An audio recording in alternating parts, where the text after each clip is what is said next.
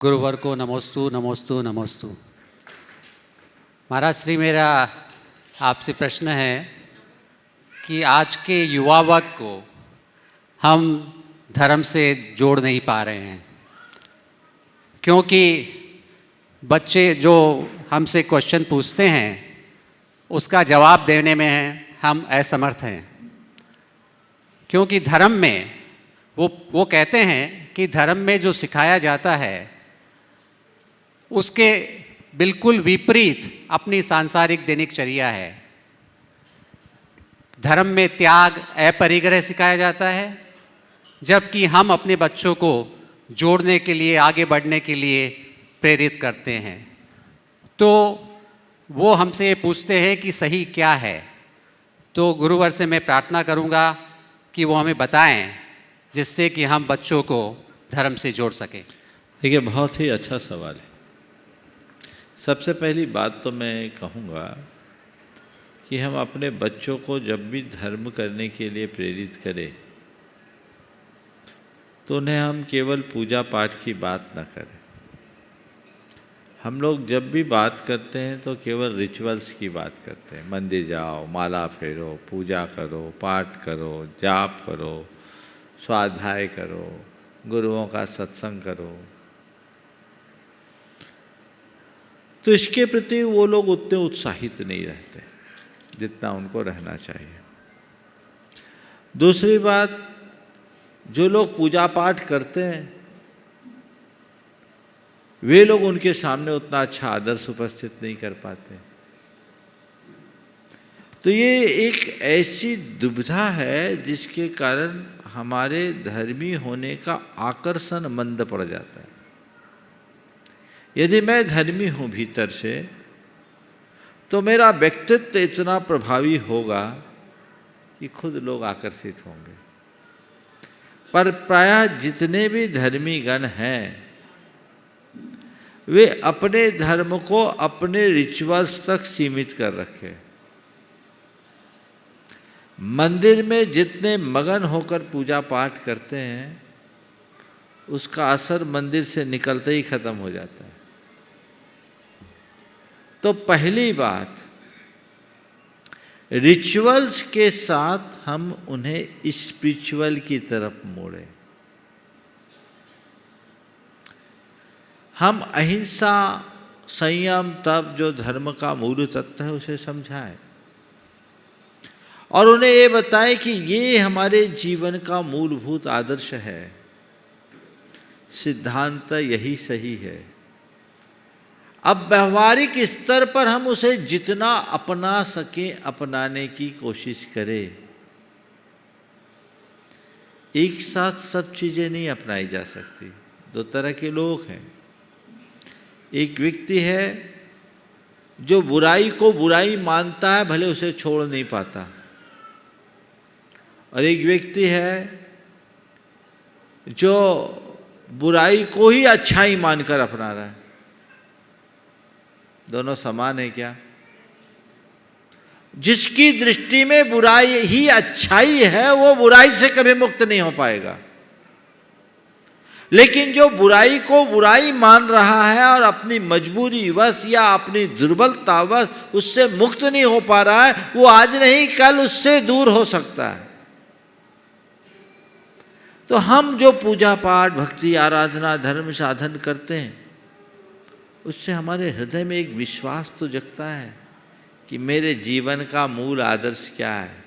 मैं एकमात्र शुद्ध आत्म तत्व हूँ, एक परमाणु भी मेरा नहीं है, मुझसे पृथक कुछ भी नहीं, मेरा केवल मैं हूँ, ये श्रद्धान है। लेकिन ये मेरी दुर्बलता है कि इसके बावजूद मुझे बहुत सारी चीज़ें जोड़नी पड़ती हैं। वो जोड़ रहा है लेकिन ये मेरे नहीं है। उसमें भी दो दृष्टिकोण, एक तो सब छोड़ दे और एक सबके बीच रहते हुए भी उनमें आसक्त ना हो। अगर आध्यात्मिक चेतना जग जाए तो कोई जरूरी नहीं कि वो व्यक्ति साधु बने, त्यागी बने, पर मैं इतना कहूँगा वो व्यक्ति साधु बने या ना बने, सज्जन जरूर बनेगा। त्यागी बने या ना बने, भोगी नहीं रहेगा। वो जानेगा, वो अनासक्त होकर जिएगा। उसकी अंदर की श्रद्धा जानती कि मैं क्या हूं, ये मेरा कर्तव्य है जो मैं अपना रहा हूं। पर ये सबसे भिन्न है। एक अज्ञानी व्यक्ति के पास की कोई चीज खोती है तो रात दिन बेचैन होता है, और ज्ञानी व्यक्ति की कोई बड़ी वस्तु भी खो जाए तो उसे कोई खास फर्क नहीं पड़ता, वो मेरा था ही नहीं। आप अपने घर में घर को अपना मान कर रहते हो तो घर में एक स्क्रैच भी आ जाता है तो वो जी को लगता है। और किसी 5 स्टार होटल में आप रुकते हो, आपके घर से ज़्यादा अच्छी सज्जा उसकी हो, आपको कोई फर्क लगता है क्या? क्यों? ये मेरा नहीं है, रह रहे हैं पर मेरा नहीं है। तो धर्मी होने का मतलब सबके बीच रहते हुए भी स्वयं की पहचान बनाकर जीना, और ये विश्वास जगाना, ये सब नदी नाव संयोग है मेरे पास, मैं छोड़ नहीं पा रहा हूं, पर मुझे मालूम है ये मेरे नहीं है। इसलिए बच्चों को समझाइए कि बेटे, हम तुम्हें इसलिए धर्म करने को नहीं कहते कि तुम सब त्याग करके साधु बन जाओ। एक बहन जी ने कहा कि महाराज मेरे बेटे ने एक ऐसा सवाल किया कि मैं विचलित हो गई। बोले क्या? बोले अब मैं इतना बड़ा हो गया, अब आप कहते हो हमें मोक्ष मार्ग की बात सोचना चाहिए, राग रंग में नहीं लगना चाहिए, सब कुछ नहीं करना चाहिए, तो आपने हमें बचपन में ये बात क्यों नहीं सिखाया? पाल पोस के बड़ा कर दिया, हमारी शादी कर दी, आप हमें मुनि बना देते। ये सब आपने हमारे लिए क्यों कराया? सवाल बहुत अच्छा सवाल था। उन्होंने कहा महाराज जी मैं उसे जवाब नहीं दे पाई, क्या दूं?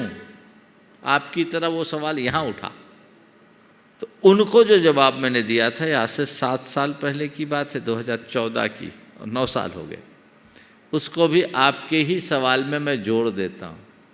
मैंने कहा बिल्कुल ठीक है, मार्ग तो यही है, बच्चों को वही शिक्षा देनी चाहिए, पहली शिक्षा तो यही होनी चाहिए, लेकिन मोहवश लोग नहीं दे पाते।